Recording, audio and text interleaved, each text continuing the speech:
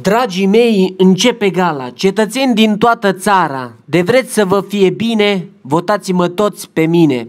Vă promit taxe mai mari și tablete la școlari, pensiile vor scădea, cine apucă să le ia.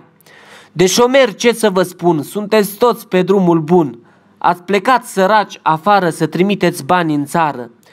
Dacă nu puteți vota, Țiriac vă va ajuta, cu un avion privat imediat ați și votat. Hai, vă rog, nu mai visați, că pe 16 nu votați, că sunteți toți contra mea, parcă v-am făcut ceva. Nu mai vreau autostrade, mergeți pe pământ, măi frate, că banii s-au terminat, că pe toți eu i-am furat. Iar cu banii de la UE ne facem noi 2 vile, ca să aveți ce să ne luați atunci când ne arestați.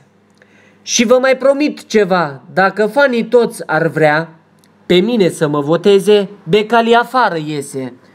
Și de nu mă veți vota, pe toți dracu vă va lua, că m-am pus cu popii bine și cu papa, știți prea bine.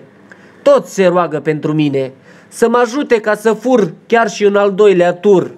Deja mă văd câștigat, că pe toți i-am cumpărat, s-au dat toți de partea mea, că le-am promis câte ceva. Viva la Victoria!